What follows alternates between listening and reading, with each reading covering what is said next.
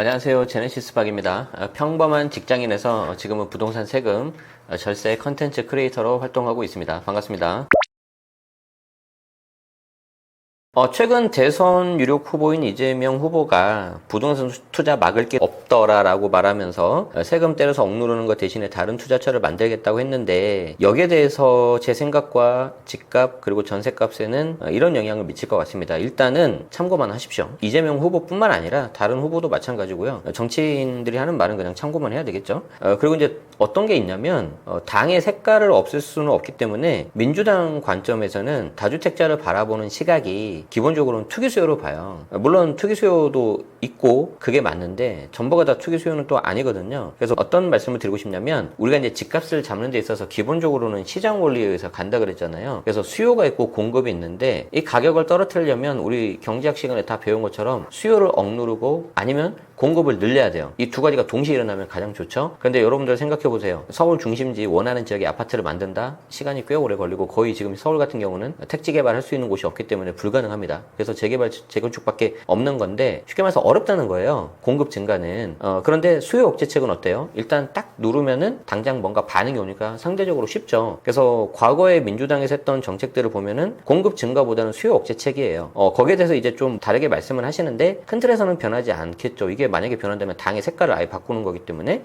그리고 지금 현재 부동산 규제가 많이 완화된 거 아니냐라고 말씀하시는 분들이 계시는데, 문재인 정부 때를 100으로 본다면 저는 80으로 봅니다. 여전히 규제가 심하다. 그렇기 때문에 서울 똘똘한 한 채 선호 현상이 더더욱 고착화되고 심화되고 있는, 그렇게 생각이 들고요. 그리고 이런 것들을 종합해 보면은 아까도 말씀드린 것처럼 매매에 대한 공급도 부족, 그리고 전월세, 임대주택에 대한 공급도 부족하기 때문에 전월세 가격은 상승할 거고, 특히 올해 하반기 가을 전세 시장부터 그럴 가능성이 높고, 전세 월세 부분이 좀 올라간다면 그걸 기반으로 해서 또 매매가에 좀 영향을 미칠 수도 있는 좀 안 좋은 그런 것들이 나오겠죠. 대신에 이제 뭐 일부러 세금을 막 때려서 억누른 대신에 그냥 다른 쪽으로 가게 하겠다, 저는 그 방향은 맞다고 생각이 들고요. 대신에 이제 다른 투자처가 어딘지는 제가 잘 모르겠어요. 부동산 외에 주식, 코인을 말씀하시는 건지 아니면 다른 방법을 쓰시겠다는 건지는 잘 모르겠는데, 이거는 이제 좀 시간이 지나봐야 될 것 같고, 모든 후보에 똑같이 드리고 싶은 말씀인데, 부동산에 대한 지금 정책이 굉장히 지금 되게 모호하고 구체적인 게 별로 없습니다. 그래서 선거 얼마 안 남았는데 좀 개인적으로 아쉽게 생각합니다.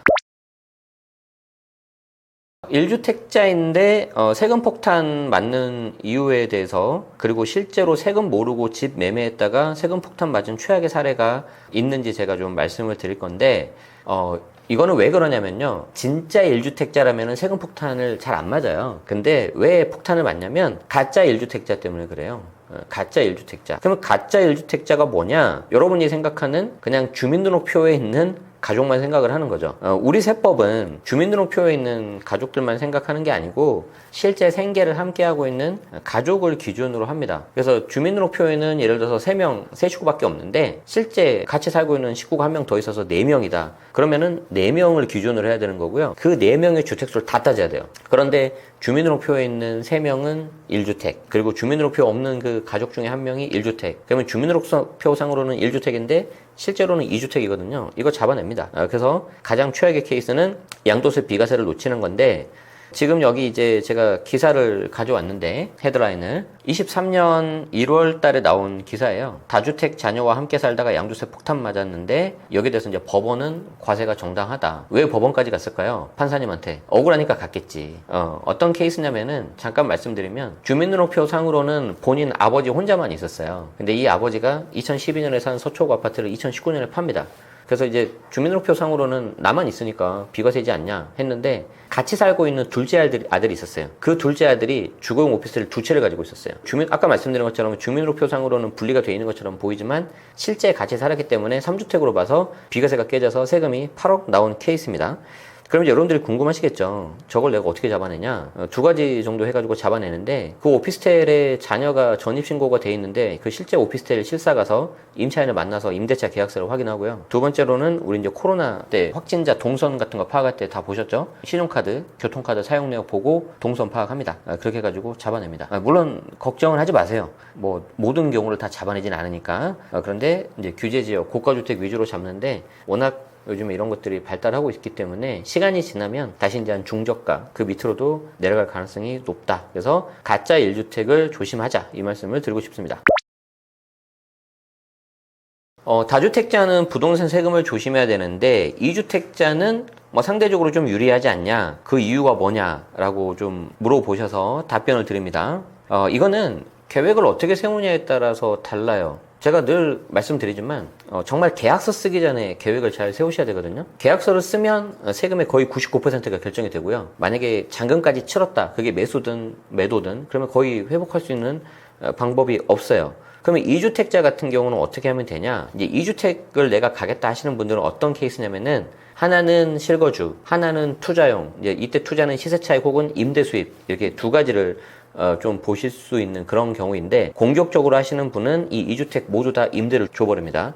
그렇게 해서 이제 좀 가시는 경우가 있는데, 예를 들어서 이렇게 보면 되죠. 1번 주택을 서울에 있는 조정대상 지역을 사요. 예를 들어서 뭐 송파나 잠실 해볼까요? 잠실을 사요. 그리고 2번 주택을 내가 다른 비조정대상 지역을 삽니다. 예를 들어서 강동을 사본다고 해볼까요? 그러면은 이 경우에는 취득세 중과 다 피할 수 있고요. 왜냐하면 2번이 비조정이니까. 그리고 보유세 같은 경우에도 공동명의로 세팅을 둘 다 해버리면은 그래도 좀 많이 피할 수가 있어요. 그리고 양도세 같은 경우에는 일시적 2주택 비과세를 통해서 둘 다 비과세를 받거나, 아니면은 그냥 둘 다 끌고 가다가 하나는 적당히 세금 내고 팔고 하나는 마지막에 비과세 받아서 팔면 돼요. 그래서 서울 조정 1번, 그리고 2번은 비조정 2번, 그리고 부부 공동명의 하면 가장 베스트인 경우로 갈 수 있고, 이때 부부 공동명의에서 자금 출처 이슈가 있을 수 있기 때문에 두 분 다 소득이 있으면 더 좋습니다. 그런데 실제 이렇게 안 하고 반대로 하신 케이스가 있는데, 1번이 지금 우리 있는 여기 분당, 성남 갖고 있는데 2번을 송파를 사버렸어요. 어떤 문제가 발생하죠? 2번을 조정지역, 규제지역을 사버리니까 바로 취득세가 8% 나와요. 물론 분당을 3년 안에 팔면 피할 수는 있는데, 그분은 2주택 포지션을 가져가고 싶었던 거였거든요. 그리고 분당은 좀 팔면 안 되는 아까운 물건이고, 벌써 여기서 손해본 금액이 한 1억 이상 납니다. 근데 더 황당한 게 뭐냐면 그거를 내가 돈을 주고 컨설팅을 받았다고 해요. 좀 이해 못하겠어요. 왜 그렇게 했는지. 어쨌든 조심하시고 계약서 쓰기 전에 여러 군데 체크하셔서 조심하시는 게 좋습니다. 75년 만에 이제 상속세 개편 이야기가 나오면서 뭐 이제 50대, 60대에게 뭐 혜택들이 쏟아지는 거 아니냐, 그리고 어떤 혜택들이 있냐, 이렇게 질문을 주시는데, 일단 여러분들이 아셔야 되는 게 뭐냐면, 정부에서는 이렇게 하겠다라고 이제 보도자료가 나가는데, 그게 나갔다고 해서 어떤 법이 다 바뀌고 그런 게 아니에요. 그래서 지금 현재 상속세는 유산세, 돌아가신 분의 재산에 대해서 전부 다 세금을 과세한다, 그게 유산세인데, 그렇지 않고 받은 만큼만 내자, 이게 유산취득세입니다. 이렇게 개편을 하겠다라고 했는데 이게 이제 뭐 어떤 통과가 된 건 아니기 때문에 좀 더 두고 보셔야 돼요. 그래서 그렇게 하겠다는 건데, 지금 이걸 잘 봐야 되는 이유가 뭐냐면, 유산취득세로 개편을 하겠다라고 말한 쪽은 현재 정부예요. 근데 조금 있으면 이제 대선 치러져서 이제 정부가 바뀌겠죠. 그리고 이렇게 하겠다라고 했을 때 관련된 법을 바꾸고 어떤 입법적인 절차를 하는 곳은 국회입니다. 근데 국회에서는 유산취득세에 대한 논의가 그렇게 많이 없었고, 유산세 기존 방식을 유지하면서 공제금액만 좀 올리자, 이런 얘기만 좀 나왔었어요. 그렇기 때문에 지금 분위기가 어때요? 앞일은 우리가 예측을 못하겠지만 대충 분위기를 보니까 지금 정부는 이제 조금 있으면 바뀔 거고, 국회에서는 그런 내용이 없었기 때문에 정부에서 주장한 유산취득세가 개편되려면 상당한 시간이 걸리겠죠. 안 될 수도 있어요.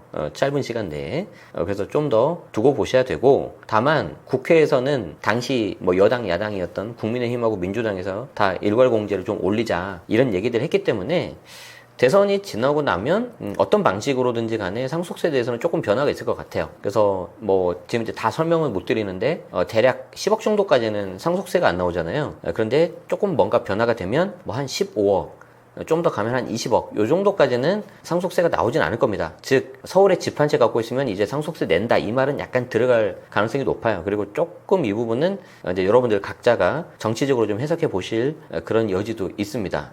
제 말인지 무슨 말씀인지는 아실 거예요. 그래서 그 부분에 대해서 이제 대선 어떤 공약들도 혹시 나오는지 좀 보시고, 끝나고 나면 어떻게 되는지 지켜보시면 될 것 같습니다.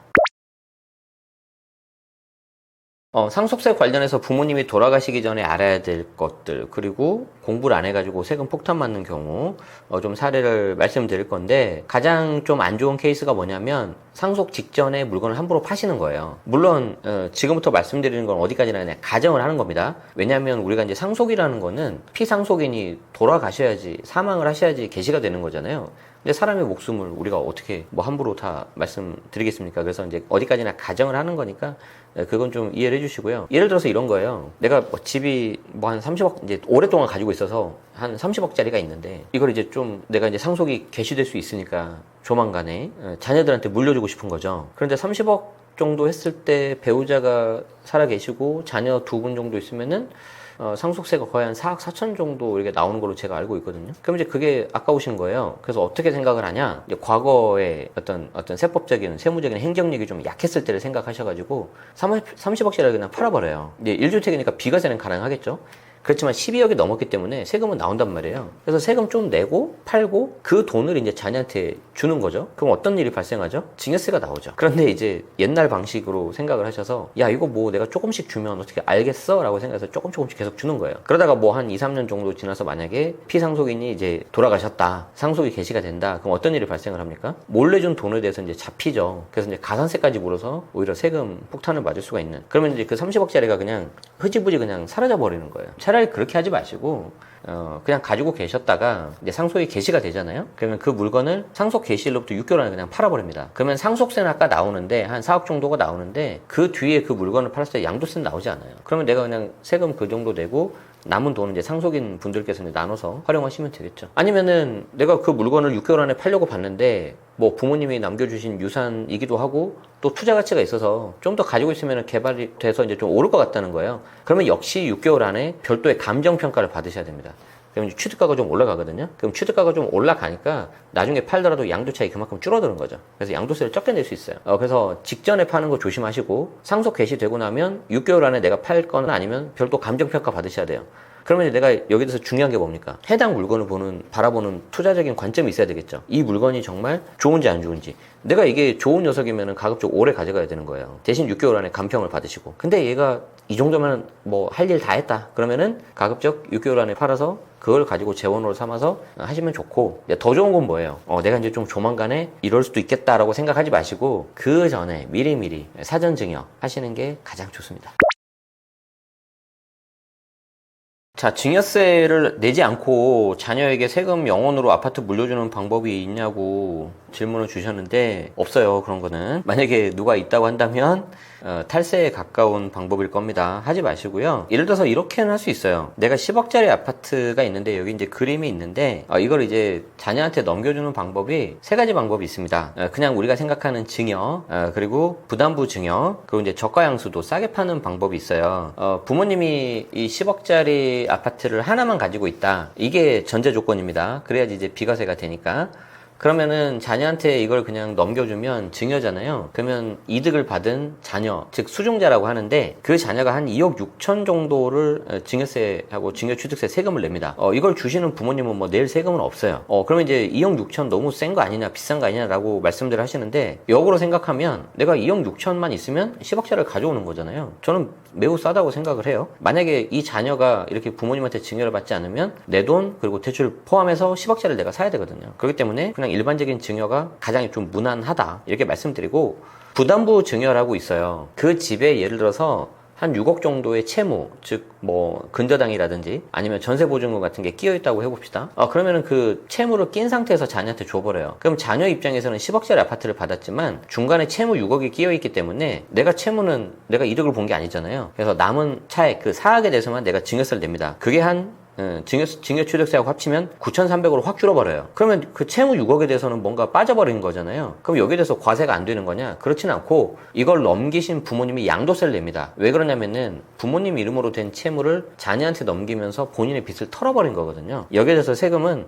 대가성이 있다고 봐요. 그렇기 때문에 양도세가 나오는데 재밌는 건 뭐냐면 아까 말씀드린 것처럼 부모님이 이 집 하나만 가지고 있다. 비과세가 된다. 그러면 이거 양도세가 안 나와버려요. 그럼 세금이 2억 6천에서 9,300으로 확 떨어져 버리는 거죠. 근데 안 좋은 건 뭐예요? 자녀가 채무 몇 억을 떠안아야 돼. 그래서 보통은 부담부 증여 할 때 이제 자녀가 소득이 있는 경우는 그렇게 하시고, 그게 아니면은 그냥 일반 증여로 가는 경우가 많습니다. 그럼 여기까지가 이제 증여하고 부담부 증여 이야기고, 야 그럼 아예 그러지 말고 내가 너한테 싸게 팔게. 그 방법이 저가양수도예요. 저가양수도로 하면 말 그대로 파는 거잖아요. 주시는 부모님이 증여자가 아니고 이제 매도자가 되는 거예요. 그리고 이걸 받는 자녀가 수중자가 아니라 매수자가 되는 거고, 그럼 매수자는 어떻게 하면 돼요? 취득세만 내면 돼요. 3천만 원, 3,300만 원, 3.3%니까 취득세가. 대신에 뭐가 있어야 돼요? 이거 10억 다 내가 돈을 가져야 돼요. 그런데 좀 싸게 팔 수가 있거든요. 얼마까지 싸게 파냐? 30%까지 싸게 팔 수가 있어요. 그럼 10억에 30%니까 3억이잖아요. 그러면 7억까지 낮춰서 팔 수가 있는데, 이제 공교롭게도 지금 10억이니까 30%가 3억인데, 그 30% 싸게 파는 금액이 3억을 초과하면 안 됩니다. 그래서 30%와 3억 중에서 낮은 값을 차감을 해줘요. 그러면 5억이면 얼마까지 싸게 팔 수 있어요? 3억에서 2억이 아니고 30%인 1억 5천만 싸게 파는 거예요. 20억이면요? 30%인 6억을 싸게 파는 게 아니고 그 낮은 값인 3억보다 싸게, 즉 17억까지 싸게 파는 거예요. 그렇게 해서 부모님은 매도자가 돼서 양도세, 그리고 자녀는 매수자가 돼서 이제 취득세만 가져오면 되는데, 아까도 말씀드린 것처럼 부모님이 이 주택 하나만 있다. 그럼 양도세가 비과세가 돼버리겠죠. 그러면 전체 토탈 세금은 3,300밖에 안 들어가요. 다만 저가 양수도 같은 경우에는 자녀가 저 자금을 다 조달해야죠. 조달을 다 못했다, 7억에 대해서 못했다, 그러면 이제 증여 이슈가 또 나오는 겁니다. 그러니까 무슨 말이냐면 7억에 계약하기로 해놓고 부모님한테 주기로 한 돈을 7억을 줘야 되는데, 에이 엄마 알잖아, 우리 사이에 하면서 한 2억 정도만 주고 5억을 빼돌려버려요. 이런 경우가 있습니까? 매매 관계에서 그런 거 일절 없습니다. 일반적인 매매라면. 그래서 그 경우에는 다시 증여세가 추징될 수 있기 때문에 그냥 원래 원칙대로 가십시오. 원래 원칙대로 가시고, 특수관계자 저가양수도는 기본적으로 과세당국에서 세관경을 끼고 봅니다. 이게 말이 안 된다, 부모 자식 간에. 그래서 굉장히 자금 흐름 같은 거 투명하게 하셔야 돼요. 네, 뒤에서 제가 또 말씀드리도록 하겠습니다. 이번에 이제 상속세 좀 완화되는 개편안이 나오면서 증여세도 좀 변화가 있냐, 그리고 없다면 대선 이후 증여세는 어떨 거라고 예상하냐고 질문 주셨는데, 일단 결론부터 말씀드리면 전혀 없습니다. 전혀 없어요. 굉장히 안타까운 거라고 생각을 하는데, 왜 그러냐면 작년에 7월 달에 세법 개정안이 나오면서 그때 이미 상속세 개편안이 좀 뭔가 나왔어요. 그런데 이 상속세와 증여세는 상증세법이라고 해가지고 같은 법 안에 들어가 있습니다. 물론 공제금액이라는 이런 거는 각각 다른데 세율을 같이 써요.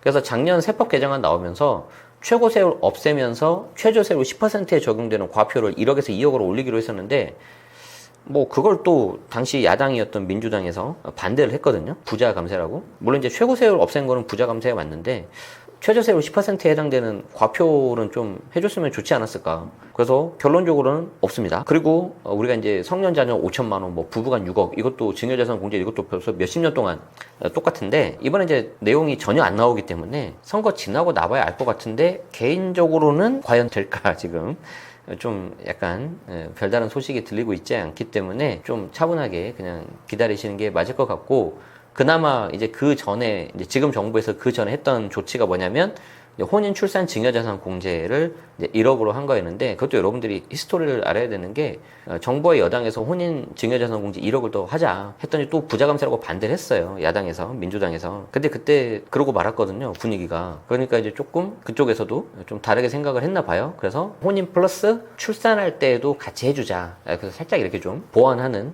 그런 식으로 돼서 관련 법이 통과됐습니다. 그래서 혼인을 하거나 아니면 출산을 하면 증여자산 공제를 1억 내가 더 받을 수 있다. 그런데 한도는 통합해서 1억까지이기 때문에 결혼하시는 분들이라던가 출산을 앞두고 계신 분들은 이걸 활용하시면 그나마 조금 나을 것 같습니다.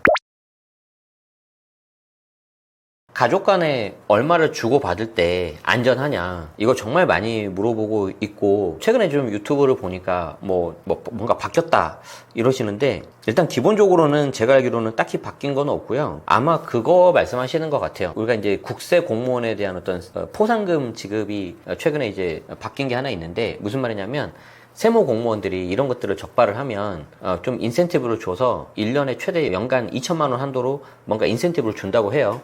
그럼 이제 그거를 미루어 짐작해서 그럼 이런 것도 더 많이 잡지 않겠냐라고 하시는데, 충분히 뭐 일리는 있지만 뭐 그렇게까지 너무 막 추적해가지고 하는 거는 좀 아닌 것 같고요. 어찌됐든지 간에 우리 입장에서는 이게 법이 바뀌든 안 바뀌든 그냥 원칙대로 성실하게 그냥 납세하시면 됩니다. 제가 한 가지 좀 말씀을 드리고 싶은 게 뭐냐면, 저도 유튜브 채널을 운영하고 있는데 굉장히 말씀드리기 조심스러운 것 중에 하나가, 뭐 얼마 이하로 이체하면은 세금 안 나온다, 이런 거는 제가 하지 않아요.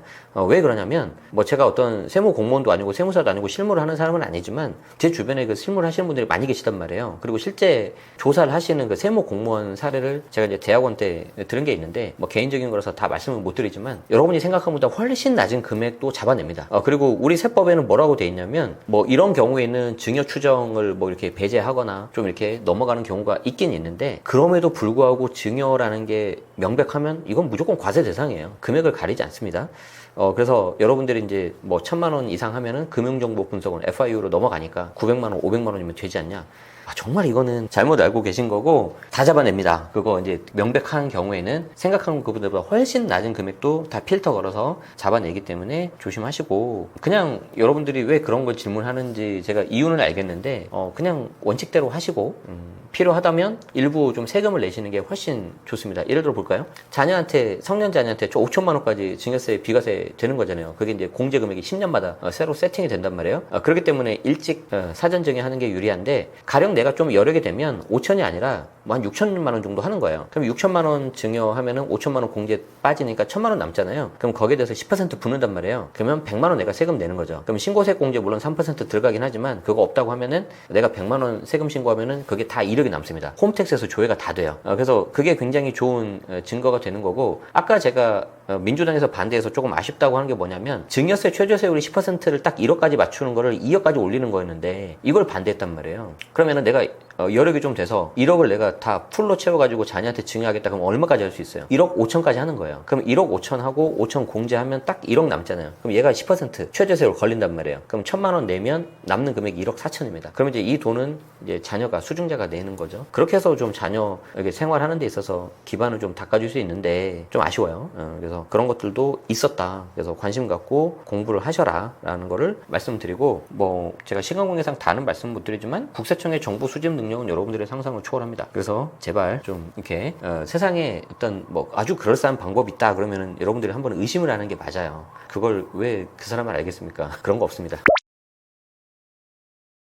자, 자녀에게 아파트를 물려줄 때 상속이 유리할까요? 증여가 유리할까요? 이거 굉장히 많이 질문하시는 질문인데 세금 자체만 놓고 보면 상속이 유리할 수도 있어요. 그리고 이제 상속 같은 경우는 뭐 지금 약간 유산취득세가 홀딩처럼 보이긴 하지만 또 새 정부가 들어서면 그게 정권 교체 여부와 상관없이 어떻게든 좀 뭐 그런 조금은 굴러갈 거고 제가 앞에 영상에서 상속세는 좀 부담이 어떻게든 좀 줄어들 가능성이 높다 그렇게 말씀드렸잖아요. 그런데 세금만 놓고 보시면 안 된다고 봅니다. 물론 저도 아직은 뭐 상속에 대해서 뭐 생각하는 그런 나이가 아니기 때문에 뭐 신경을 안 쓰고 있긴 한데 점점 이게 집값도 올라가고 사회생활 하는 데 있어서 자녀들이 어떤 필요한 마중물 그런 자본들이 좀 있어야 되거든요. 그래서 다는 아니더라도 일부는 좀 사전 증여를 통해 가지고 자녀들이 어떤 경제 활동을 할 수 있는 걸 좀 마련해 주시는 게 어떨까. 그래서 근데 이제 가장 고민이 뭐냐면 내가 1주택인데 이걸 내가 지금 증여해 버리면 나는 남는 게 없지 않냐. 그래서 이제 일부 증여 계약서 쓸 때 효도 계약서를 쓰는 경우도 있어요. 정말로 뭐 한 달에 한 번은 와야 된다. 뭐 내가 아플 때 병원비는 네가 다 대야 된다. 근데 저는 충분히 부모님 입장에서는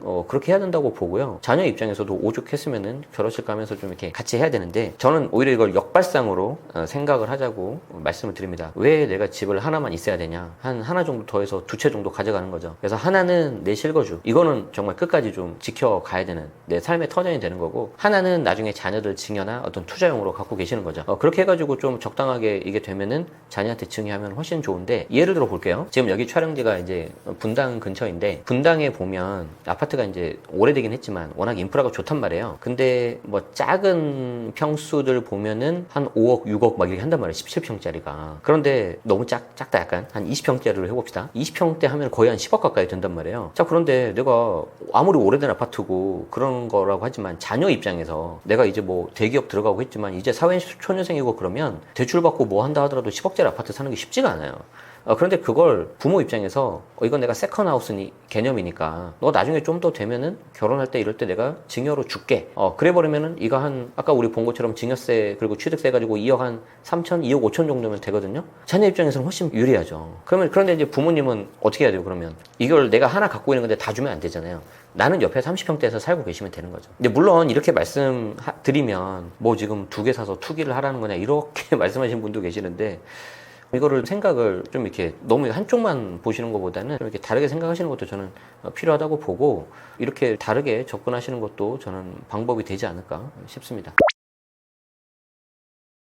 이렇게 제가 증여가 좋다고 해도 이상하게 그 금액이 아깝다고 생각하시는지 꼭 부동산 가족 간에 직거래를 하시더라고요. 이때 알아야 될 거 질문 주셨는데 앞에서도 잠깐 말씀드렸지만 가장 중요한 게 자금 출처입니다. 이 자녀의 매수자의 자녀의 어떤 자금 출처가 명확해야 되고요. 그리고 여기서 이제 객관적인 시가가 필요한데 그림을 좀 보도록 하죠. 여기 보시면 특수관계자 저가양수도라고 있고 왼쪽이 부모, 이제 오른쪽 자녀. 그러니까 부모님이 갖고 있는 주택을 자녀한테 파는 겁니다. 그렇기 때문에 부모님이 증여자가 되는 게 아니라 매도자예요, 매도자. 항상 이 매도자라는 걸 생각하셔야 되고 자녀는 매수자가 된다. 그러면은 10억짜리를 팔아요. 얼마까지 팔 수 있을까? 최대 7억까지 3억을 낮춰서 팔 수가 있어요. 그러면은 여기서 중요한 게 뭐냐면 저 10억이라는 숫자는 어디서 나왔냐? 저 10억이라는 숫자가 나와야 30%를 다운시킬 수가 있잖아요. 그러면 그 10억이라는 숫자를 뭐 네이버 호가를 보고 하는 게 아니고 실거래가를 보고 하는 게 아니고 여러분이 대충 하시는 게 아니고 전문가의 도움을 받으셔야 돼요. 그 전문가가 바로 감정평가사입니다. 그래서 감정평가사님한테 가서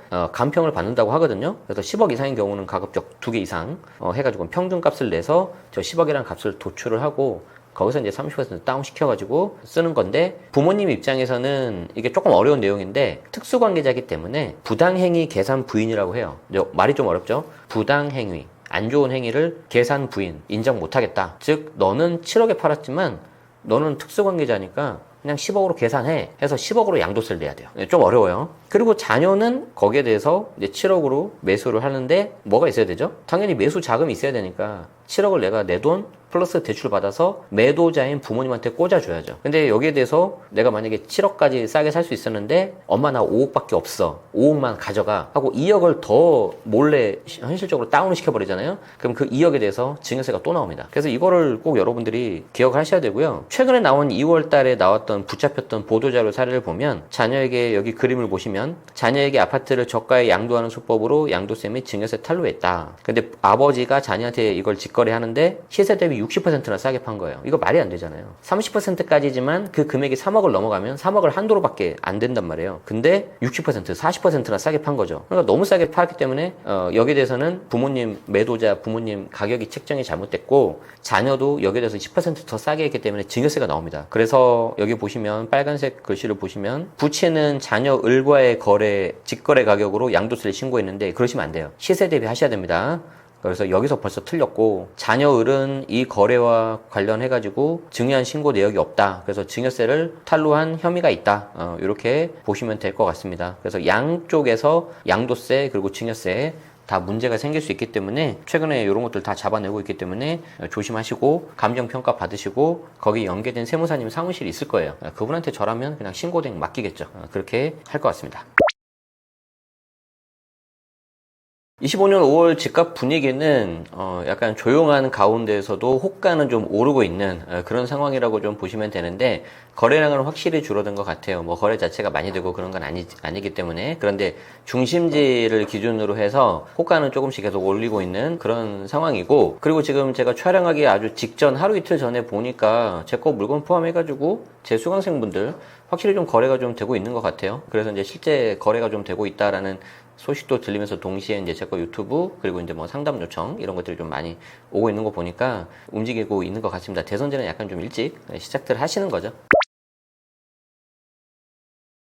일단 대선 전후 정책 변화와 좀 걱정되는 부분인데 제가 봤을 때 이제 가장 걱정되는 거는 공급 부족이에요. 왜 그러냐면 우리가 이제 사람들이 시장에 참여하는 사람들은 심리 같은 경우에는 그래 좀 뭔가 좀 확실하게 결정이 돼야지 라면서 좀 약간 뒤로 미루는 그런 게 있거든요. 그런데 시장은 그렇지 않아요. 시장은 그냥 자기 갈 길 계속 가고 있는 건데 계속해서 공급 부족은 좀 쌓여 있다는 거죠. 그래서 이제 기본적으로는 공급 부족은 여전히 과거 문재인 정부 때부터 누적되어 온 결과이기 때문에 아마 그 부분이 시간이 지나면 지날수록 계속 이렇게 해결이 안 되고 좀 그렇다면은 좀 큰 문제가 좀 될 것 같고요. 어느 쪽이 되든지 간에 이거는 좀 단기간에 해결되기 힘들다. 그리고 유력 대선 후보분들 공약을 보면 공급 부족에 대해서도 좀 이렇게 약간 좀 두리뭉실하다고 해야 되나? 그런 내용들 나와 있고 좀 구체적인 게 좀 별로 없어요. 그리고 좀 더 나아가서 전반적으로는 부동산 전체에 대한 좀 공약이 현재 좀 많이 없다. 이렇게 생각을 하시면 되고요.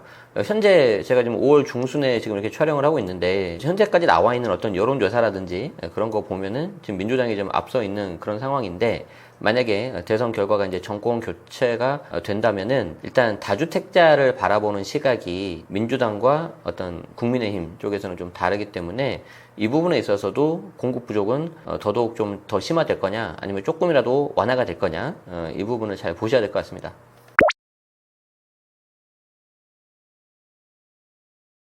부동산 정책보다 중요한 게 시장이라는 말이 있는데 일단 이렇게 생각하시면 될 것 같아요. 단기적으로는 어떤 정책이 영향을 미치고 중장기적으로는 이제 시장의 어떤 수급에 대한 영향을 미친다. 왜 그러냐면 우리가 살고 있는 이 사회는 시장에서 어떤 수요와 공급에 따라서 가격이 결정되는 그런 시스템, 즉 자본주의 시스템이잖아요. 물론 완전 자본주의는 저희가 이제 아니죠. 국가의 어떤 공권력이라든지 공공재 같은 것들을 좀 개입을 해야 되기 때문에 수정된 자본주의라고 시장 실패가 있으니까 수정된 자본주의라고 좀 보시면 되는데 사람들은 기본적으로 좀 길게 5년, 10년을 바라보는 게 저 포함해서 쉽지가 않습니다. 그래서 단기적으로 이렇게 몇 개월 당장 눈앞에 있는 것들을 볼 때는 아무래도 정부 정책을 볼 수밖에 없고 그럼에도 불구하고 시간이 지나면은 시장 원리에 따라서 간다. 그렇기 때문에 제가 처음에 말씀드렸던 것처럼 단기적으로는 어떤 정책들, 그래서 이제 대선 결과라든지 이런 것들을 여러분들이 보시겠지만 시간이 지나면 여전히 해결되지 않고 있는 공급 부족이 상당히 좀 큰 영향을 미치지 않을까 싶습니다. 조금 더 덧붙이자면은 과거 문재인 정부 때 이제 30번에 가까운 부동산 수요 억제책 정책을 냈었잖아요. 이제 그런 걸 본다면 만약에 우리가 시장 논리가 아니라 어떤 정책으로 모든 게 다 해결이 된다면 집값이 진작 잡혔어야 됐죠. 그렇지만 그 결과가 어땠는지는 여러분들이 다 보시고 있는 것처럼 이거를 여러분들이 참고하시면 될 것 같습니다. 이제 과거 집값에 대해서 여러분들이 이제 궁금하실 수가 있는데 어제 제가 이제 한국부동산원에서 그림을 하나 좀 가져왔어요. 여기 이제 그림을 보시면 전국 지수, 제가 이제 지역별 매매 지수 아파트를 가져왔습니다. 여러분들이 이제 모든 주택을 다 보시는 게 아니라 주로 아파트 위주로 좀 보시기 때문에 과거 2006년 데이터부터 최근 것까지 가져왔는데 전국 그리고 수도권 그리고 지방 서울 이렇게 되어 있는데 서울이 가장 높죠. 그리고 이제 그 다음에 수도권 그리고 이제 지방, 전국 이렇게 가는데 중요한 거는 패턴이 비슷하게 가고 있는 거죠. 그리고 가장 좀 도드라지게 상승되는 부분을 보면은 2018년 부터 해서 이제 좀 굉장히 많이 오르고 있죠. 그런데 이제 중간에 한번 좀 꺾인 적은 있어요. 22년 정도. 하지만 전체적인 방향으로 봤을 때는 우상향하고 있다. 이렇게 봐주시면 될 것 같아요. 집값 변화는. 그리고 이제 이 집값과 마찬가지로 이제 임대차 시장을 같이 보셔야 되는데 특히 그 중에서 이제 전세 제도는 우리나라만 있는 좀 독특한 제도죠. 그래서 이제 전세 같은 경우는 개인적으로는 많이 좀 줄어들 것 같아요. 왜 그러냐면 임대인이든 임차인이든 전세를 서로 좀 원하지 않습니다. 전세 이 최근에 많이 일어나고 있고 그래서 임차인도 차라리 내가 좀 줄이더라도 반전세 월세로 좀 가고 있고 임대인 입장에서도 그래 내가 이제 좀 돌려줘야 되는 그런 부채인데 그냥 좀 이렇게 너무 전세만 올리는 건 좀 문제가 있을 수 있겠다 혹은 내가 요즘에 이제 그나마 좀 현금 흐름이 나와야 되는데 그 부분에 대해서 좀 현금으로 만들기 위해서 좀 반전세나 월세로 좀 바꾸는 게 낫겠다 이러신 분들이 많으신 것 같아요. 이 역시 공급 부족인데 여기에 대해서는 제가 또 다음 질문에서도 말씀을 드리도록 하고요. 또 다른 데이터를 좀 보면 아까는 제가 이제 그래프로 봤는데 그 다음에 제가 지금 가져온 거는 KB 시세라고 있어요. 조사 기준일이 가장 최근 거가 이제 5월 5일이더라고요. 참고로 KB 부동산 시세는 매주 금요일 나옵니다. 금요일. 그래서 금요일 오후 정도에 나오는데 여러분들이 좀 한 번씩 보시면 좋을 것 같고요. 여기 보면 매매 가격 상승 지역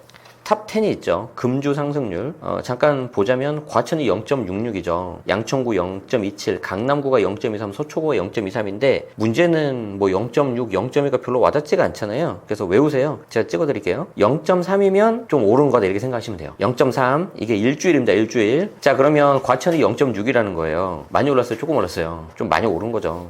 그래서 지금 그 뒤로도 강남, 서초가 0.23씩 나오고 있기 때문에 이거는 정말 좀 이렇게 관심 갖고 보셔야 되고 전년말 대비 상승률을 보면 바로 오른쪽에 있는데 강남구가 7.5입니다. 그러니까 여러분 생각을 해보세요. 강남의 100이라면 이제 서울 중급지 다른 것은 뭐 예를 들어서 50인데 똑같이 50에서 100에서 퍼센테이지 비율이니까 10%가 오르면 50은 5가 오른 거고 100은 10이 오른 거잖아요. 그러니까 덩치가 크면 클수록 이 상승률 자체는 퍼센테이지니까 줄어드는 게 맞는데 그럼에도 불구하고 강남구는 7.5라는 거예요. 어마어마한 거죠. 그리고 이제 과천은 6.7, 서초 5.4 그러니까 전년말 대비 상승률 보면 다 지금 좀 서울 중심 지역이에요. 이걸 좀 보시면은 여러분들이 좀 이게 부동산 시장이 어떤 게 문제라는 걸 좀 아실 수가 있고, 그 밑에 이제 하락 지역은 제가 이제 언급은 하진 않겠습니다. 그리고 이제 또 다른 그래프를 보면 전세 가격 있죠. 전세 가격 역시 상승 지역, 금주 상승률 상위를 보면은 구리, 성남 중원구, 용인 처인구, 하남 안양 동안구, 서초구, 이렇게 주로 다 서울 수도권이에요. 전년 말 대비 상승률 보니까 과천이 6.3이에요. 여기다 0.3. 와, 그러니까 집값 상승 전년 말 대비 상승률 탑 10 안에도 과천이 있고 전세도 과천이 있어요. 그러니까 이제 같이 동반해서 지금 가고 있다는 거거든요. 그러니까 특히 이런 지역들은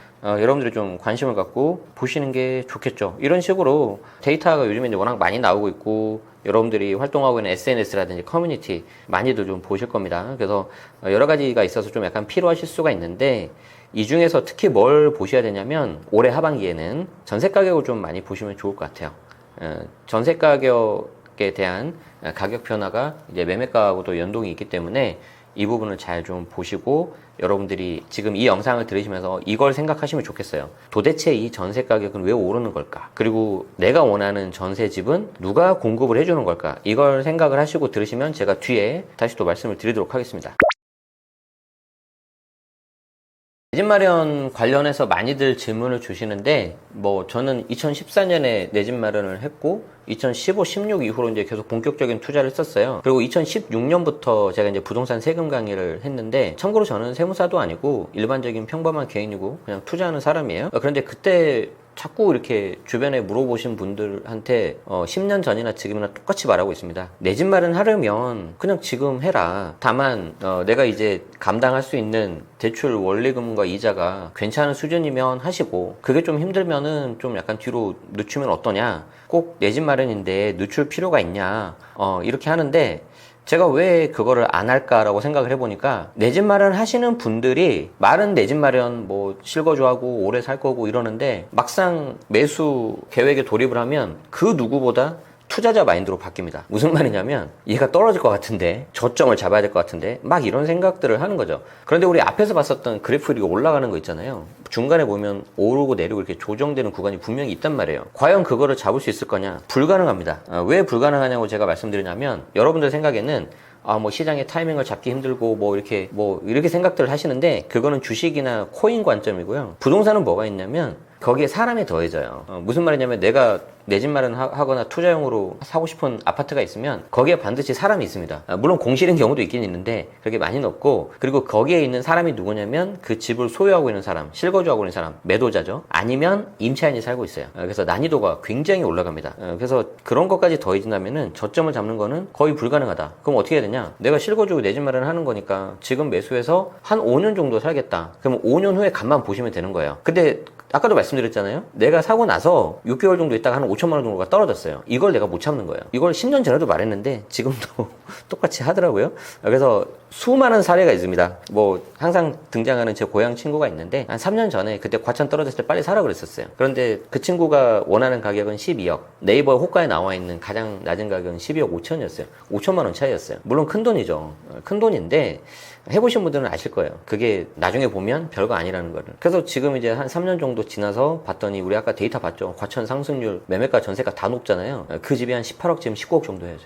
그래서 좀 이런 거를 좀 생각을 하시면 좋을 것 같고, 그렇다면은 지금 알아보는 게 좋겠다라고 제가 말씀드렸는데 또 있어요. 7월부터는 스트레스 DSR 3단계라고 해가지고 나의 대출 한도가 좀 아마 줄어들 겁니다. 똑같은 상황이라 하더라도.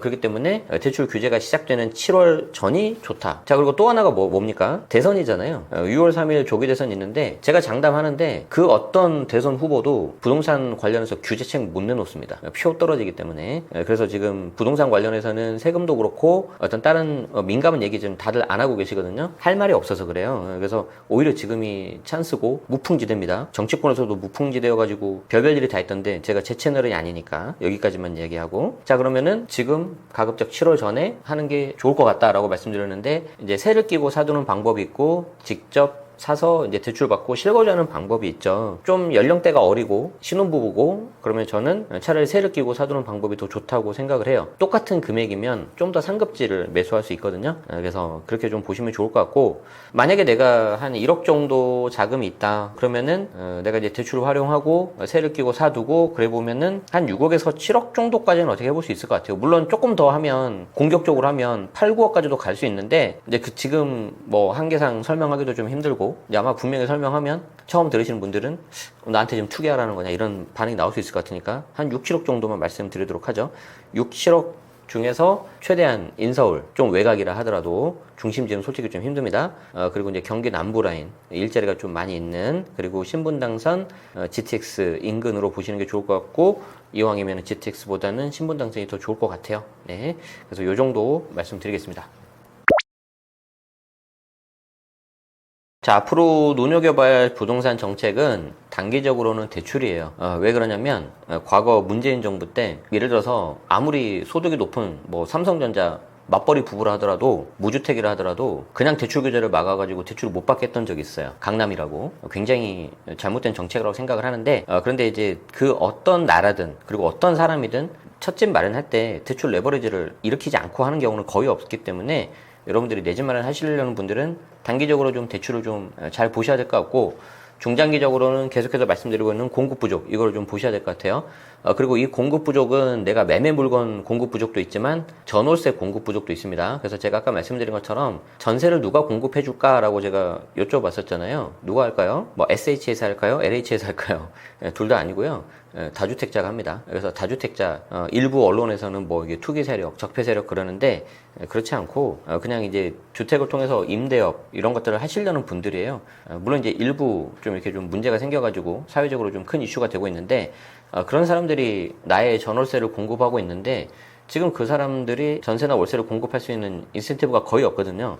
그래서 내가 원하는 쾌적한 환경에서 좀 상대적으로 저렴한 전세나 월세는 앞으로 점점 찾기가 힘들 거다. 이 말씀을 좀 드리고, 그리고 이제 동시에 서울 중심지 같은 경우에는 여전히 신축 아파트, 꼭 중심지가 아니더라도, 특히 이제 뭐 저도 마찬가지지만 새 거 좋아하거든요. 새 상품, 새 아파트, 새 노트북, 새 카메라 이런 거 좋아하는데, 신축 아파트를 얻을 수 있는 방법을 잘 공부하셔야 돼요. 그래서 그게 뭐냐면 청약도 있고 재개발, 재건축도 있고, 그런데 아마 처음에는 상대적으로 금액이 너무 크니까 재개발이 좀 더 나으실 거예요. 그리고 얼마 전에 있었던 메이플자이 보면은 보류지 청약 같은 게 있어요. 무슨 말이냐면 조합원 대상으로 아니면 다른 일반 물건 대상으로 나온 것들이 있는데 뭔가 부적격 사례가 있어가지고 따로 나오는 게 있어요. 어마어마합니다. 로또예요, 로또. 그래서 이런 것들을 좀 공부를 많이 하시면은 신축 아파트를 얻을 수가 있을 거다. 그래서 이 정도 말씀을 드립니다. 우리가 이제 부적격이라는 게 뭐냐면, 예를 들어 우리가 청약을 해도 내가 만약에 청약 자격이 안 되면 그게 취소가 돼가지고 가끔 나오잖아요. 그러면 전국민 약간 뭐 로또 해가지고 청약홈 사이트가 막 마비되고 막 그러지 않습니까? 전국을 대상으로 아니면 그 해당 거주지를 대상으로 청약에서 나오는 거고, 보류지라는 건 뭐냐면은 예를 들어서 뭐 땡땡 단지에서 조합 어떤 재건축을 해가지고 정비사업이 진행이 됐는데, 정비사업이라는 거는 원래 있었던 사람들, 조합원 물건들이 있고 일반 분양, 다른 사람들, 조합원 외 사람들한테 이제 청약을 받아서 하는 경우가 있어요. 근데 그 중에서도 일부 이제 좀 문제가 있어서 부적격 혹은 계약을 취소하는 케이스가 나올 수 있습니다. 그리고 이제 조합에서도 일부 혹시 모를 상황을 대비해서 약간 물건을 가지고 있는 것들이 있어요. 나중에 좀 뭔가 이 조합원들한테 다 제대로 못 해주면 안 되기 때문에, 그래서 약간 여분, 스페어라고 생각하시면 돼요. 이런 것들도 좀 아주 몇 개 있다. 그런 것들이 나중에 이제 나오는 경우가 있습니다. 그러면 원래 처음에 했었던 그 가격으로 나온단 말이에요. 근데 시간이 지나면 굉장히 많이 가격이 올라와 있죠.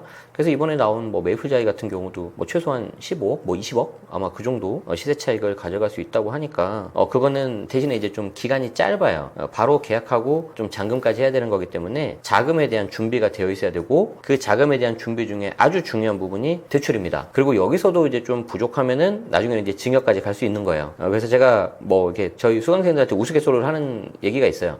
올해 2월 달에도 토호제가 일부 풀리면서 막 거래가 몰렸었단 말이에요. 그래서 막 급하게 매수하신 분도 계시고 급하게 매도하신 분도 계시는데, 이제 제가 이제 농담 반 진담 반으로 그런 말을 한 적 있죠. 저거 다 세금이다고 저거. 그래서 저거 급하게 사서 제대로 세팅 안 하면 3, 4년 후에 꽤 많이 손해 볼 거라고 이런 말들 했던 적이 있습니다. 그래서 미리미리 공부하시고 준비하시길 바라고, 그런 의미에서 이제 지금 저희 이제 영상을 보고 계시는 거죠. 자, 모르면 당하는 전세 사기 수법들, 어떤 수법들이 있고 당하지 않기 위해서 어떻게 해야 되냐라고 질문 주셨는데, 사실 전세 사기는 정말 유형이 많고, 사기라는 것 자체가 상대방을 이렇게 속이려고 하는 거잖아요. 그래서 계속해서 새로운 방법들이 나올 것 같은데, 새로운 방법은 조금 이따 말씀드리기로 하고, 전통적인 방식이라고 해야 될까요? 가장 많이 나오는 것들을 좀 설명드리자면은, 일단 첫 번째가 이제 깡통 전세죠. 무슨 말이냐면 채무액이 집값의 80% 이상을 차지하는 경우, 좀 보수적으로 하시는 분들은 70%로 보시는 경우도 있습니다. 그럼 이때 채무는 뭐냐면은 그 해당 집에 잡혀있는 채무, 근저당 같은 경우 플러스 임대보증금. 그런데 그 임대보증금이 임차인인 나의 돈이 들어가기 때문에 문제가 되는 거죠. 그러면 왜 80% 혹은 70%라는 말이 나오느냐? 이거는 경매 때문에 그래요. 내가 만약에 뭐 10억짜리 집인데 내 만약에 전세 보증금이 8억 정도가 들어갔다. 그러면 80%를 이미 다 차지하잖아요. 물론 다른 대출은 없다고 가정을 하고. 그런데 이 집주인이 문제가 생겨가지고 이 집이 경매로 넘어간단 말이에요. 그러면 경매로 넘어가면 내가 이제 선순위이고 그렇기 때문에 낙찰이 되면 나는 보증을 받고 안전하게 그나마 나올 수 있는데, 보통 주택 같은 경우에는 시세랑 비슷하게 가긴 가는데 또 감정평가 금액은 또 낮기 때문에 그게 한 70에서 80% 정도는 돼야지 내가 좀 안전하다라고 하는 거예요. 그래서 좀 보수적으로 생각하시는 분들은 어쨌든 보증금이라든가 채무 합쳐서 70%가 넘어가면 좀 다른 집을 찾아보시는 게 좋을 것 같습니다. 두 번째는 임대인이 가짜인 경우예요. 이런 경우는 이게 좀 안타까운데, 임대인의 인적사항을 이제 좀 부동산이라든지 아니면 좀 이렇게 요즘에 좀 그래도 어떻게 보면 알아낼 수가 있으니까 그걸 도용해가지고 가짜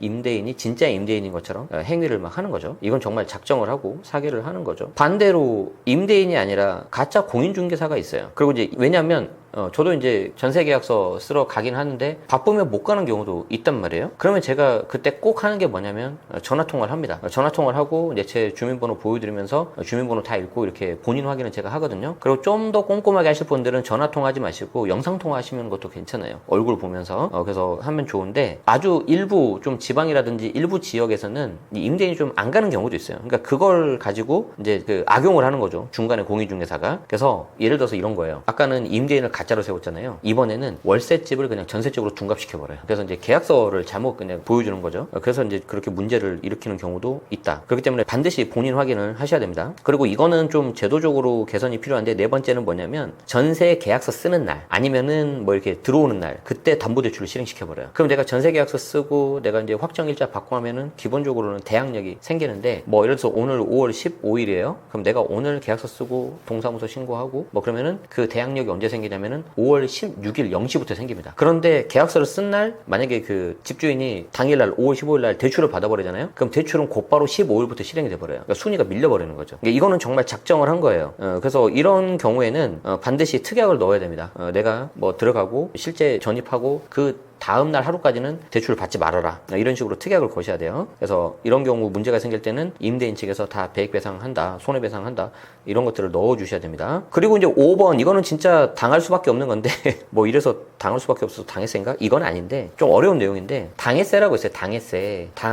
그러니까 그 해당하는 물건에 직접 연관되어 있는 세금인데, 뭐 주로 이제 재산세, 종부세 뭐 그런 것들이죠. 근데 이게 등기부등본을 봐도 안 나오거든요. 근데 임대인이 이런 세금이 밀려버리는 거예요. 근데 그게 막 커지잖아요. 그러면은 국가에서는 이 당해세를 먼저 가져가게 되어 있습니다. 그래서 먼저 가져가고 나면 갑자기 내 보증금이 일부 혹은 전부가 깎이는 그런 케이스가 있어요. 그래서 이제 이런 경우에는 요즘에 좀 많이 그래도 보완이 됐죠. 국세 납세 증명서, 지방세 완납 증명서 이거 다 받게 돼 있거든요. 계약서 쓸 때. 그래서 계약서 쓸 때 한번 보시고 들어가실 때 한번 더 보셔서 확인하셔라. 그리고 중개사 분들이 이런 것들 다 체크해 주실 건데, 최근에 좀 있었기 때문에 좀 모르시는 분들도 계시더라고요. 그래서 당당하게 말씀하셔서 요구를 하셔야 됩니다. 그리고 이제 6번 같은 경우는 이제 임대인이 계약이 만료가 됐어요. 근데 보증금을 지급하지 않았다. 그런데 이제 요거는 좀 구분을 좀 하셔야 될 것 같아요. 어쩔 수 없이 좀 뭔가 사정이 있어서 지급을 안 하는 경우가 있고, 아예 작정을 하고 지급을 안 하는 경우가 있는데, 이제 당연히 후자가 훨씬 더 문제겠죠. 이런 경우에는 빨리 내용 증명을 보내시고, 그리고 임차권 등기 명령 제도가 있습니다. 그래서 그런 것들을 좀 하셔서 좀 보완을 하시는 게 좋을 것 같다. 그래서 이제 기존에는 관행상 좀 더럽고 치사해도 어차피 또 새로 들어와야지 이 사람한테 받고 내가 받고 나가니까 이게 좀 서로 간에 이렇게 됐는데, 뭐 임대차 3법 이후 입구로 하면서 좀 더 이렇게 좀 갈등이 좀 심화되는 부분도 없지 않아 있는 것 같아요. 그래서 임대인분 입장에서는 당연히 여기에 대해서 뭐 대출을 받아서라도 내줄 수 있도록 준비를 하셔야 되는 거고, 임차인 입장에서도 뭐 갑자기 이런 거 있잖아요. 뭐 저 한 달 후에 나갈게요. 그러면은 좀 당황스럽단 말이에요. 그래서 좀 서로 협조하면서 잘 되면 좋을 것 같습니다. 사람이 하는 일이라 그래요. 그런데 아까도 말씀드린 것처럼 이게 말 그대로 안 좋은 거잖아요. 안 좋은 거니까 사람들이 꼭 이런 쪽으로 좀 창의적으로 생각하시는 분들이 많아요. 이 좋은 머리를 좀 좋은 일 했으면 좋겠는데, 이런 거 말고 신종 사기 수법이 또 했다고 저도 좀 찾아보고 공부를 했는데 어떤 거냐? 한 3가지 정도 있는 것 같아요. 뭐냐면 모임 통장 같은 경우가 좀 쉽게 만들 수 있잖아요. 예를 들어서 제 이름이 박민수인데 박민수라는 사람 실명을 가지고 통장을 만들려면 요즘에 굉장히 많이 까다로워졌어요. 뭐 얼마 동안은 이체 한도도 좀 뭐 30만 원으로 작게 하고 좀 시간이 지나야지 되고 그러는데, 모임 통장은 그냥 금방 만들어 버린단 말이에요. 근데 그 모임 통장을 좀 이렇게 이름을 좀 이렇게 좀 잘 쓰면 사람 이름처럼 좀 나오는 경우가 있어요. 뭐 박민수 약자를 해가지고 어떻게 하면 돈을 보내는 사람 입장에서는 그냥 이게 3글자만 찍히고 그게 약간 사람 이름처럼 보일 수 있기 때문에 그냥 그런가 보다 하는데, 절대 그러시면 안 되고 통장 사본을 꼭 받으시는 거를 권해드립니다. 그래서 실물 통장 있잖아요. 그거 사본을 받으셔도 되고, 요즘에 인터넷 뱅킹 대부분 하니까 인터넷 뱅킹 들어가면은 사본 그 출력하는 게 있어요. 그거를 좀 출력해서 주세요라고 해가지고 임대인분의 통장을 사본을 좀 확인하시는 게 좋고, 두 번째는 뭐냐면 가등기라고 있는데, 이제 가등기라는 거 뭐냐면은 가짜로 일단 뭐 등기를 친 거예요. 그래서 이제 그게 시간이 지나고 나면 어떤 조건을 만족하면 이제 본등기로 들어가는 건데, 가등기가 걸려 있으면은 다른 사람들이 여기에 대해서 내가 이거를 뭔가 취득을 하거나 낙찰을 받는다 하더라도 내가 이거 소유권을 제대로 못 가져오겠네 라고 하니까 겁이 나서 못 덤벼버려요.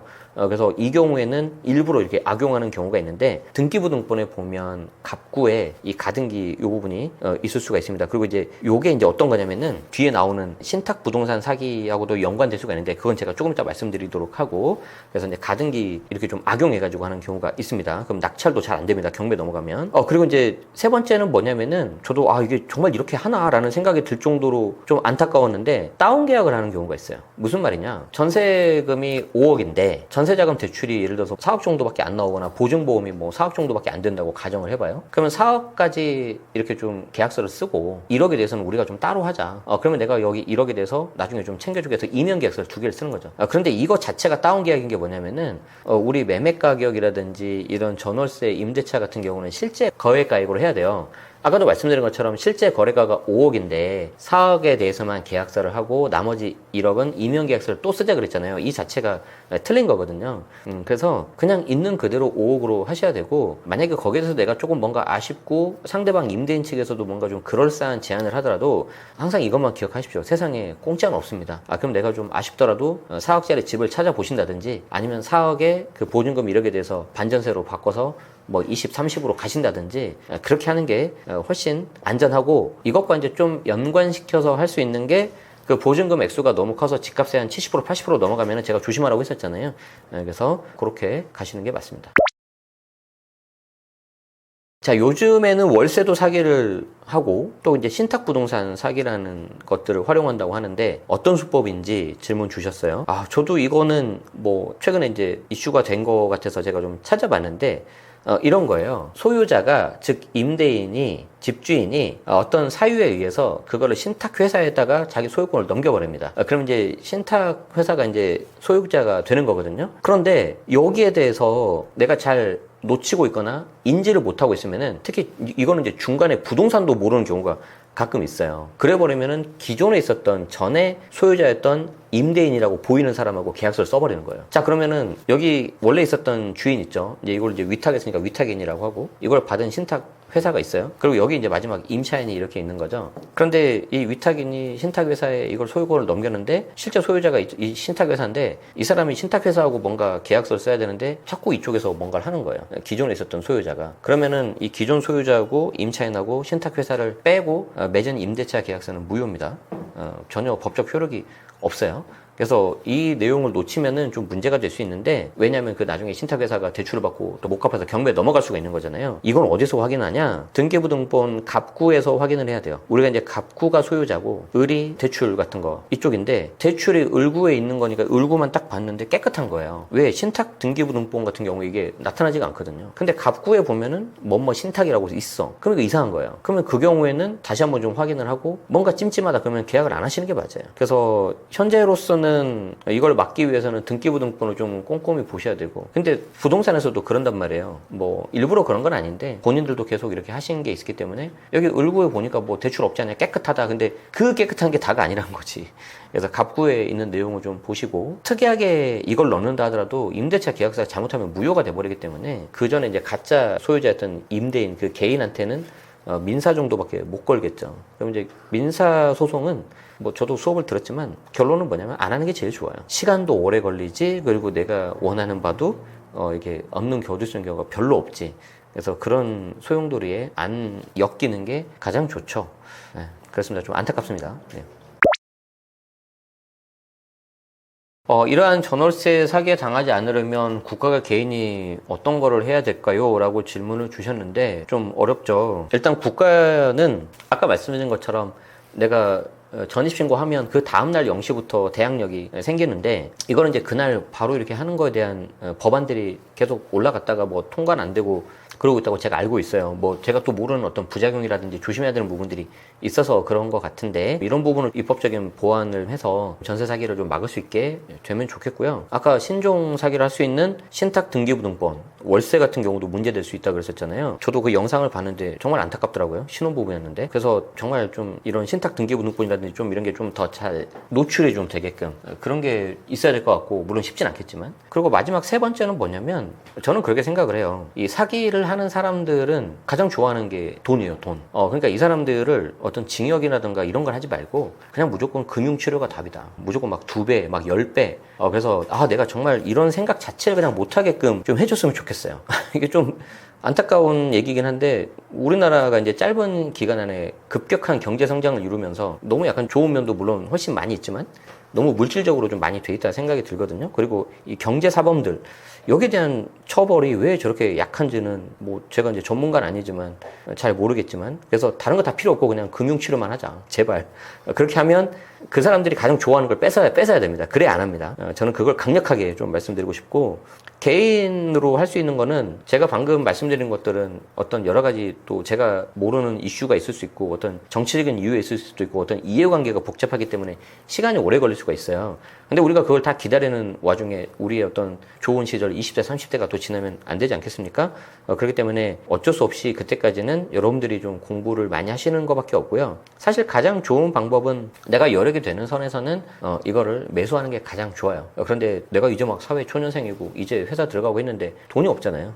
그래서 그런 부분에 있어서는 좀 조심하고, 항상 이것만 기억하십시오. 세상에 공짜는 없습니다. 이렇게 좋은 집인데 월세 이렇게 싸다고? 이거밖에 안 된다고? 그런 거 없어요, 세상에. 그래서 그걸 꼭 조심하시면 좋겠습니다. 이렇게 불러주셔서 출연하게 돼서 반갑게 생각하고요. 여러분들 제 짧은 지식이 여러분들에게 좀 도움이 되면 좋겠습니다. 저는 계속 말씀드리지만 그냥 평범한 직장인에서 지금 어떻게 하다 보니 이제 부동산 세금 관련해서 컨텐츠 만들고 크리에이터가 됐는데, 세금에 대해서 여러분들이 조금 더 폭넓게 보시면 좋을 것 같아요. 역사를 보면 그 어떤 나라 정부든 딱 두 개밖에 없습니다. 세금을 많이 거둘 거냐, 아니면 세금을 조금 거둘 거냐. 그래서 세금을 많이 걷는다는 거는 조금 좋게 말하면 복지사회 이렇게 좀 갈 수도 있지만 개개인의 어떤 것들을 많이 통제하겠다는 거예요. 그리고 이거를 좀 적게 걷는다는 거는 어떤 빈부격차라든지 어떤 사회적 격차는 어쩔 수 없지만 개인의 자율성을 최대한 보장을 하겠다는 거거든요. 이것과 비슷하게 뭐가 있냐면은, 세금은 우리가 이제 국민으로서 어떤 신성한 납세 의무도 있지만 동시에 합법적인 방법으로 우리의 재산권을 뺏어갈 수 있는 그런 겁니다. 예를 들어서 제가 과거에 세무사 공부했을 때 자녀를 한 명 갖고 있으면 자녀 소득공제였어요. 그게 100만 원, 150만 원 해가지고 보통 한 30만 원, 35만 원 정도 세이브가 되는 그런 효과가 났었는데, 지금은 자녀 세액공제죠. 그러면은 1인당 15만원? 요 정도밖에 세이브가 안 돼요. 그게 벌써 10년이 훌쩍 넘었는데, 물가 상승을 감안하더라도 지금 소득공제에서 세액공제로 바뀌는 게 훨씬 손해거든요. 그런데 여러분들 관심 1도 없잖아요. 왜? 내용도 어렵고 복잡하고 뭐 먹고 살기 바쁘니까. 저도 마찬가지인데. 그런데 여러분들이 이런 것들을 좀 관심을 갖고 두 눈을 부릅뜨고 지켜보셔야지 이거를 행사하는 그런 과수당국 쪽에서 조금 더 신경을 쓰고 조심스러워합니다. 고양이한테 생선을 맡겼으면 좀 지켜봐야 되겠죠. 그렇죠? 그래서 여러분들이 관심을 갖고 공부하는 게 최선이고, 조금 더 이거를 더 폭넓게 보자면은 우리는 자본주의 세상에 살고 있잖아요. 자본주의에서는 그 게임의 법칙이 있어요. 그 게임의 법칙이 뭐냐면, 내가 나한테 가장 소중한 시간을 투입해서 내가 가치가 떨어지는 그 화폐를 받잖아요. 그럼 이게 나의 가장 소중한 시간을 태우고 받은 화폐이기 때문에 엄청 소중한 거란 말이에요. 그러면 이걸 내가 다시 대체가 불가능한, 아니면 희소성이 강한 다른 것들로 바꿔야 되는 거죠. 근데 예를 들어서 이거를 사자마자 곧바로 감가가 되는 뭐 차에다가 그냥 다 써버렸다. 그러면 나는 소중한 시간도 버렸죠. 그리고 차 물론 좋긴 하지만 시간 지나면 또 감가되고 그 효용도 떨어지죠. 그러면 좀 이건 잘못한 거거든요. 그래서 누구든지 간에 처음에는 화폐를 만들어야 되고, 소위 말해서 그 시드머니를 만들어야 됩니다. 근데 그걸 이제 그 다음에 어떤 식으로 불릴 거냐, 나는 주식으로 할래, 나는 부동산으로 할래, 그거는 여러분들이 선택하시면 되고, 잘하는 쪽으로 하시면 되겠습니다. 그래서 올바른 방향으로 재테크하시고 여러분들 원하시는 바 다 이루셔서 행복하셨으면 좋겠습니다.